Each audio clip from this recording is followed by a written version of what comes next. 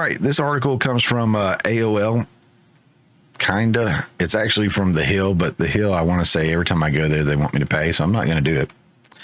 So thanks, AOL. AOL did post it from The Hill. It's titled, Nearly Half of Swing State Voters Expect Violence Around Election, survey says. So these are your guys. They're right here. Let me go right there. We know who we're working with, right? You've got Biden, Democrat, Trump, Republican.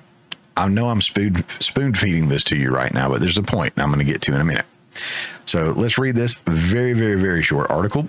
And don't forget, all articles, numbers, stats, everything's going to be in the description below.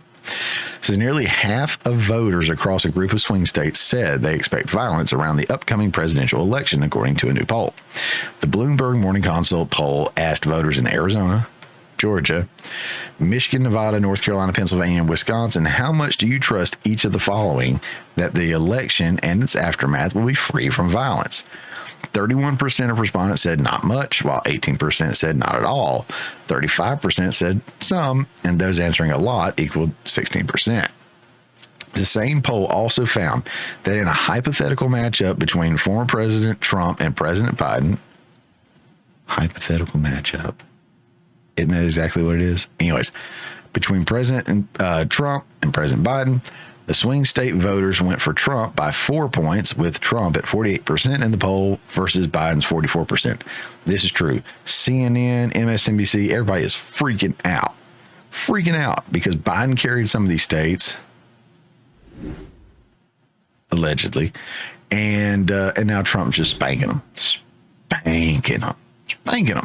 because people are waking up. They're realizing it, right? Let's go ahead and knock this on out. The recent poll from the New York Times found Trump ahead of Biden by 3 percentage points in Pennsylvania, 5 in Michigan, 7 in Arizona, 10 in Georgia, and 12 in Nevada. Biden, however, beat Trump in Wisconsin by 2 points. Biden won each of the 6 states in the 2020 election, but not by large amounts. Voters will get to see Biden and Trump clash in person this summer, as they rapidly agreed to two debates last week, with one set for the end of June. Now, I will say this. I do cover all this. I do my own State of the Union report when it comes out. I do my own review of that. And I did do that this year, and I've done it in years past as well. Anytime there is a debate, I will be watching Steven Crowder, Louder with Crowder. They always do the live debates. They have a drinking game. They have a lot of fun. They do talk over it. So I do usually have like the actual debate on another screen, or I go back and watch it later with the knowledge that I have from Crowder. But those guys are so knowledgeable and have so much broken down that it's incredibly informative and entertaining. It's fun, especially if Nick DiPaolo's on there. But I really enjoy that. So if you're ever like wanting to add a little seasoning, a little flair to watching these things, and maybe need a little help breaking some things down and fact checking in real time, I do suggest Louder with Crowder.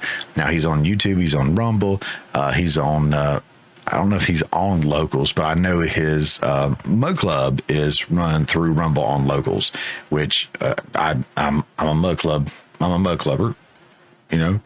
So I'll be watching on Mug Club and checking out everything there. So if you do too, cool. If not, I highly recommend it. That's where I will be on the evenings here. So I won't be doing live streams. And if that happens to happen on a night that I record the show, I'll come up with something else, maybe do some more reactions. But yeah, really, really good place to watch it. I want to say that. And when they said rapidly agreed, Trump's been trying to get Biden, and Biden finally said he would do too. But no live audience. It's got to be on a liberal news station like CNN or MSNBC, or no, I think it's CNN. Is it NBC? NBC or ABC? I don't know. And no live audience. And we're going to mute your mic as soon as you're done. Like there's like 50,000 stipulations to debate, because we know what's going to happen when Biden and Trump get on the stage together. It's going to be very interesting.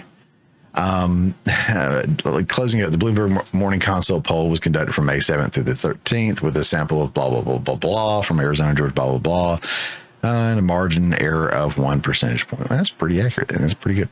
So the question was, even though the article mostly talked about what looks like the polling, and who's ahead, how much they're ahead, everything like that, the question was around, how much do you trust each of the following? That the election and its aftermath will be free from violence. It did not poll well with that. They think there's going to be violence in these swing states. I don't disagree, but let me ask you this, because again, I broke down Republican, Trump, Biden, Democrat, right? Republican, Democrat. Between the two of them, you're going to have supporters. And when the supporters go out in the streets and cause violence and mayhem and chaos, who do you think is going to most likely be? Despite winning or losing, who do you think is going to take to the streets more? The one group that has been associated with January 6th, rightfully so. January 6th, which, to be fair, was a mostly peaceful protest, even though there were shenanigans and people got out of hand, and I will absolutely condemn anybody who did that. But if you go back and look at the tape, it was mostly peaceful compared to the other side that are rioting in the streets, blocking traffic, tearing down. Look, all right, hold on.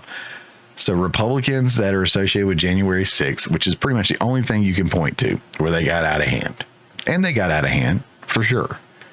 Or is it more likely that it's going to be the Democrats being violent? Democrat voters that take to the street on a regular basis to destroy buildings, steal from and set fire to stores, turn over cars, block traffic, beat up people for being Republican, and literally take over city blocks.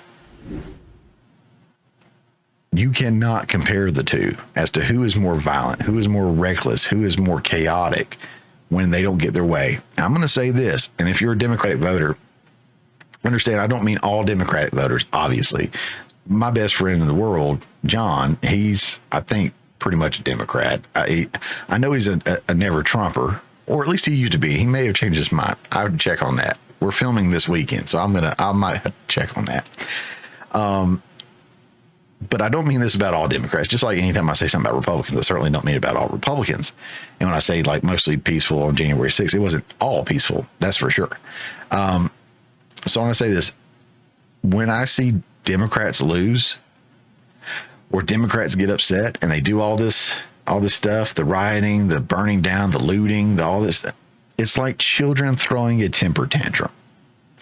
And back to a previous story that I did in this show about the young rapper who shot and killed himself by accident growing up in a fatherless home.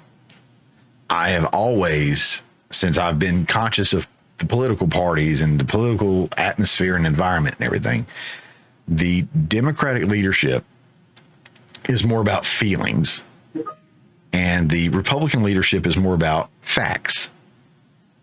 To me, when I look at it, the Democrat leadership is more like the mother or the feminine side of things, and the Republican is more about the masculine or, fatherly side of things. And again, back to what I was saying earlier, statistically, fatherless homes, if you come up in a fatherless home, you're less disciplined, less structured, and more likely to commit crimes and get out of hand and be less of a productive member of society versus if you have a father in the home. So what does that tell you? The Democrats are acting like children out here in these streets, thinking laws don't apply to them, rules don't apply to them, and they're just doing their thing. And the politicians that support all that, because they'll say, oh, well, that's what insurance is for. It's okay. They've got insurance. Those businesses have insurance. And then they get mad when those businesses leave and then blame it on racism or something stupid like that. Anyways, done talking about this one. Definitely get out there and vote. Early voting, mail-in voting, in-person voting, whatever you need to do, whatever you have to do, go do it. I'm all about voting in person, getting there, and making sure that my vote is cast and counted. as best as I can. And if you're a poll watcher, God bless you. Go do your thing.